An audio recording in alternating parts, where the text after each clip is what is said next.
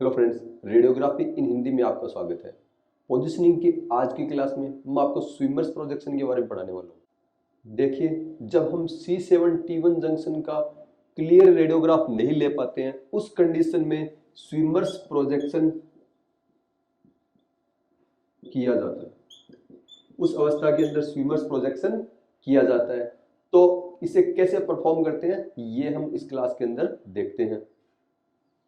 Swimmers projection cervical spine तथा अपर thoracic spine का एक स्पेशलाइज्ड एक्सरे लेटरल प्रोजेक्शन होता है। यह C7T1 जंक्शन को देखने के लिए किया जाता है। इस C7T1 जंक्शन को सर्वाइको थोरेसिक जंक्शन भी कहा जाता है। इसे सर्वाइको थोरेसिक जंक्शन भी कहा जाता है।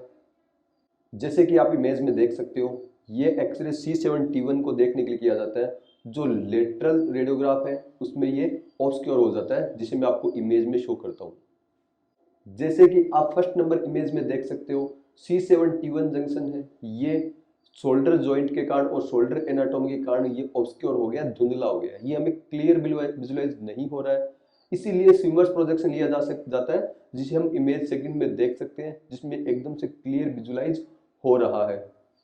अगर हम इस सर्वाइकोथोरेसिक जंक्शन के लेटरल रेडियोग्राफ का जो जिसे हम स्विमर्स प्रोजेक्शन कह रहे हैं, इसका पर्पस देखें तो सबसे पहला पर्पस इसका होता है कि अगर ये सीटी जंक्शन है, ये सर्वाइकोथोरेसिक जंक्शन है, ये क्लियरली विजिबल नहीं हो रहा हो।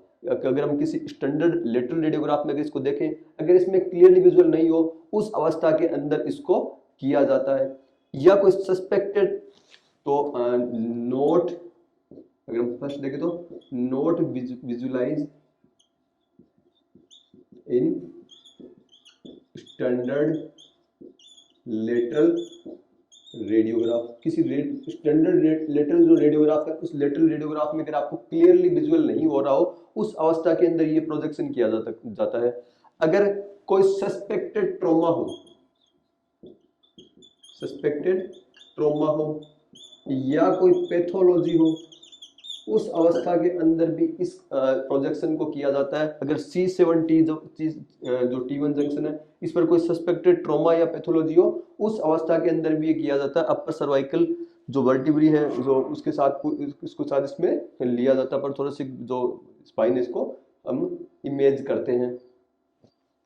पेशेंट पोजीशन, सामान्यतः ये प्रोजेक्शन पेशेंट की ट्रोमा ट्रॉली पर ही किया जाता है, क्योंकि अगर C7T1 जंक्शन में फ्रैक्चर है तो पेशेंट को इरेक्ट पोजीशन में नहीं लाया जाता है, इसको ट्रोमा जो ट्रॉली है उसी में किया जाता है। इसे हम एक्सरे डिटेक्टर के जो आपकी में जो इरेक्ट बकी होल्डर है उसके साथ में इसको लगाते हैं, और पेशेंट को इस तरह से रखते हैं कि जो आपका जो कैसेट है या जो वर्टिकल बकी है, इसका जो प्लेन है, और पेशेंट का जो मीडियल सेजाइटल प्लेन है, जो कैसेट और पेशेंट का जो MSP है, ये एक दूसरे के पैरेलल हो। मीडियल सेजाइटल प्लेन क्या होता है, पेशेंट को मिड से इस तरह से दो भागों में डिवाइड करें कि एक पार्ट इसका राइट लेटरल हो और एक इसका लेफ्ट लेटरल हो। उस कंडीशन के अंदर जो बीच वाला प्लेन है वो मीडियल सेजाइटल प्लेन कहलाता है। तो इस अवस्था में देखिए, अगर मैं पेशेंट की इस तरह से ऐसे खड़ा हूं, तो अगर बोर्ड को कैसेट माने तो ये बोर्ड का जो कैसेट ये तल है, और जो मेरा जो MSP है, ये दोनों एक दूसरे के पैरेलल है। इस अवस्था में पेशेंट को पोजीशन करते हैं। इस अवस्था में जो मीडियन सेजाइटल प्लेन है वो कैसेट के पैरेलल होता है, वर्टिकल बकी है उसके पैरेलल होता है।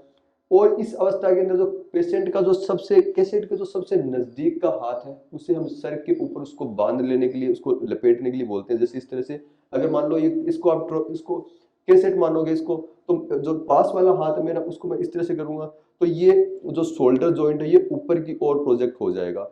और जो जो एक्सरे ट्यूब, जैसे सामने आप कैमरे की तरफ एक्सरे ट्यूब है, अगर इस साइड वाले हाथ को जितना हो सके उतना नीचे की ओर डिप्रेस किया जाता है, तो ये जितना नीचे डिप्रेस होगा, और ऊपर वाला शोल्डर, ये जो कैसेट के पास वाला शोल्डर जितना ऊपर की ओर होगा, तो ये दोनों शोल्डर एक दूसरे से वर्टिकली सेपरेट हो जाएंगे। इधर वाला शोल्डर ऊपर होगा, इधर वाला नीचे होगा।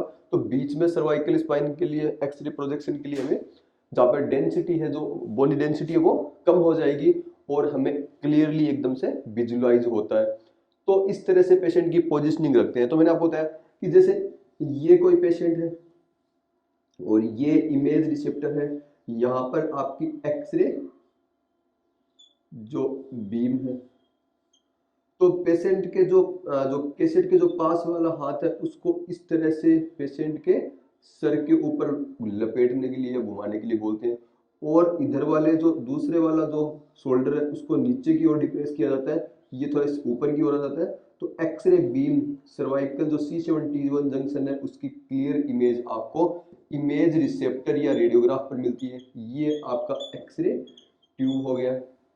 इस प्रोजेक्शन को हम एक जो लेफ्ट लेटरल या राइट लेटरल पेशेंट को लेटा के इस अवस्था में भी कर सकते हैं, जिसमें हम वर्टिकल एक्सरे बीम काम में ली जाती है। इसके अंदर हॉरिजॉन्टल एक्सरे बीम काम में ली जाएगी यानी हॉरिजॉन्टल एक्सरे बीम इधर से होगी, और जो आप इमेज देख रहे हो इमेज के अंदर वर्टिकल एक्सरे बीम काम में ली जाती है। जैसे कि आप इमेज में देख सकते हो, इस प्रोजेक्शन को इरेक्ट अवस्था के अंदर भी परफॉर्म किया जा सकता है। जैसे आप इमेज देख रहे हो, पेशेंट इरेक्ट पोजीशन में, यानी पेशेंट इरेक्ट पोजीशन में हो, चाहे वो सिटिंग में हो, स्टैंडिंग या स्टैंडिंग में हो, या सुपाइन अवस्था, किसी भी अवस्था में इस प्रोजेक्शन को परफॉर्म किया जा सकता है। इस प्रोजेक्शन के अंदर दोनों शोल्डर हैं वो वर्टिकली सेपरेट हो जाते हैं। कैसे, मैं आपको भी इमेज में शो करता हूँ।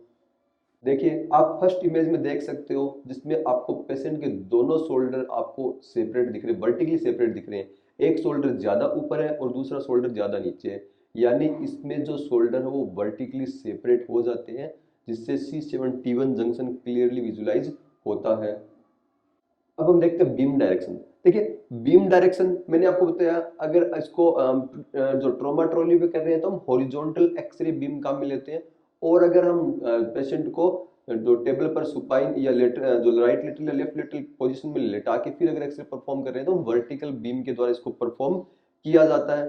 सेंट्रल अगर जो रे को देखें तो आप जैसे कि फर्स्ट इमेज के अंदर इमेज ए में आप देख सकते हो सेंट्रल रे है। ये सेंट्रल रे जो C71 जंक्शन है उसकी ओर डायरेक्ट की गई है इसके अंदर, जो कि जुगुलर नोच जो हमारे स्टर्नम के जो ऊपर नोच होता है इससे 2.5 सेंटीमीटर लगभग ऊपर होता है, इस डायरेक्शन के अंदर सेंट्रल बीम को डायरेक्टेड किया जाता है। और ट्यूब एंगल देखा जाए तो ट्यूब एंगल लगभग इसके अंदर कोई भी ट्यूब एंगल नहीं दिया जाता है, लेकिन अगर प्रोजेक्शन में आपको रिक्वायर हो तो आप 5 से लेकर 15 डिग्री तक कोडल एंगल दे सकते हैं। आप क्या कर सकते हो, कोडल एंगल यानी एंगल टुवर्ड्स दी फीट 5 से 15 डिग्री आप अपनी जो रिक्वायरमेंट के अनुसार आप देख सकते हो। अगर पेशेंट अगर सही से नहीं है तो आप उसमें उसको थोड़ा सा एंगल दे सकते हो।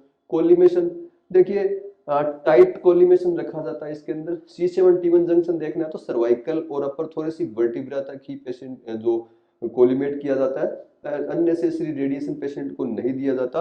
प्रॉपर कोलिमेशन को रखना बहुत ही मस्ट है रेडियोग्राफी के दौरान, ताकि अनावश्यक जो जो अनावश्यक रेडिएशन डोज है वो पेशेंट को ना मिले। अगर इमेज क्राइटेरिया देखिए, इमेज क्राइटेरिया में देखें तो C71 जंक्शन है जो सर्वाइकोथोरेसिक जंक्शन है, ये सर्वाइकोथोरेसिक जंक्शन पेशेंट को एकदम से सही से क्लियरली विजुलाइज होना चाहिए। जैसा कि आप इमेज सेकंड में देख सकते हो कि C71 जंक्शन एकदम से क्लियरली विजुलाइज हो रहा है। मिनिमल जो ओवरलैप होना चाहिए, ह्यूमरल हेड है जो दोनों ह्यूमरस के हेड है उन दोनों का C71 पर जो ओवरलैप है वो मिनिमम होना चाहिए, और ये नहीं होना चाहिए। शोल्डर गर्डल और ये भी स्पाइन के ऊपर जो ओवरलैप है ये नहीं होनी चाहिए। ब्रीदिंग टेक्निक का उपयोग किया जाना चाहिए, प्रैक्टिस पेशेंट को रिहर्सल करवाई जानी चाहिए ब्रीदिंग के लिए, कि जो होल्ड करने के लिए जो, ताकि उससे ब्लर जो मोशन ब्लर आर्टिफैक्ट है, मोशन ब्लर आर्टिफैक्ट उस पर उत्पन्न ना हो, सॉफ्ट टिश्यू और रिब्स है वो ब्लर नहीं हो पेशेंट की मूवमेंट या मोशन के दौरान। जो प्रॉपर जो पेशेंट का इमोबिलाइजेशन है, इमोबिलाइजेशन भी जरूरी है। अगर लगे पेशेंट मूव कर सकता है तो आप पेशेंट को कोई तो इमोबिलाइज भी कर सकते हो, ताकि आप मोशन आर्टिफैक्ट से आप बच सको। एक्सपोजर सेटिंग भी इसके अंदर जो एनाटॉमी के अकॉर्डिंग एक्सपोजर सेटिंग भी केवी और एमएस को भी रखा जाता है। तो ये स्विमर्स प्रोजेक्शन कंप्लीट है। एक नए प्रोजेक्शन के साथ जल्दी मैं आपके सामने आऊंगा, तब तक के लिए धन्यवाद।